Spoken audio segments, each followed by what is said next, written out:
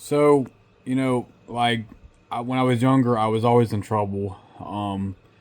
And I talked about, how I was always um, getting into detention, making outbursts in class, and just doing really stupid stuff just for personal amusement, just for um, maybe sometimes just trying to be funny and make other people laugh. I don't really know what the purpose of that was. Maybe when I was younger to get attention on certain things, but I really enjoyed doing stunts. I really enjoyed doing pranks and stuff like that.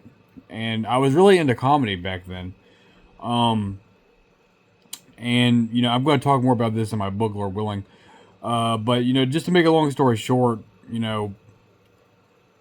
hanging around certain people, just from early elementary school was always I was just always getting in trouble. Um, and me and my friends when we were coming over to my house, or I was going to their house, and I was the bad guy too. It wasn't just one person, but we were always breaking stuff. We were always throwing stuff around and getting in trouble at each other's houses. There was sometimes complaints from neighbors.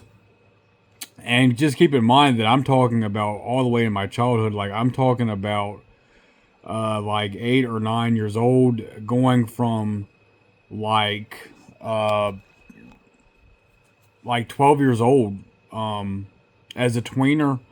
I was just like getting in a lot of trouble, and then once I started like junior high school, I really not long after I became a teenager, right around the time I was like 14, I started getting into drugs. I started, to get into substances. And it really just started out as experiments and, curiosity, as in, let's try this out. And, it was just like, what does this do? What does that do? There was just all kinds of things. There were we were just getting into pills and alcohol, or you know whatever we could get our hands on.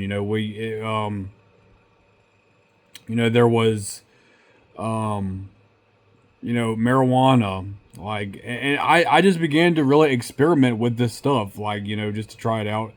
And then it became like a social activity, because there were friends. They said, let's try this out. uh, and they influenced me. At first, I didn't really want to be involved in drugs, but then there was the peer pressure. There was, and then I got further into it, and as a teenager, I did this as a social thing. I did this to go to parties and stuff like that. If I would like to go to a party and do whatever,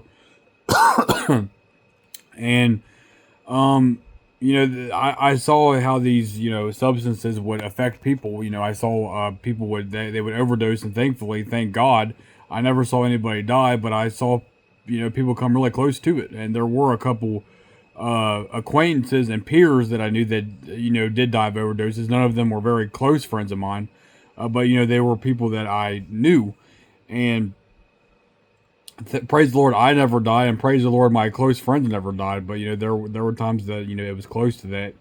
Um, and I remember a first hand experience one night when a friend of mine were getting into pills, and he ended up taking like 20 of them, and he was sent to he had to go to the hospital. He had to fly on a helicopter to the hospital right in front of my eyes that day when that happened, and thank God he survived. But that really shook me up, and um, really as a teenager, starting high school, it was just I believed in God, and I consider myself a Christian. But I just was against the idea, of living for God, living for Christ, and living by the Bible.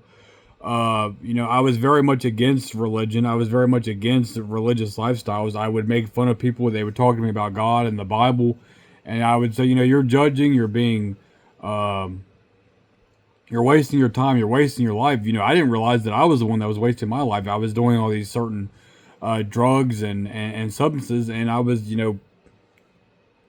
mocking God, mocking the Bible. Even though I believed that I was a good person, I believed that I was a real Christian, and I believed that as long as you believed in God, it didn't matter what you did. But I was deceived, just plain and simple.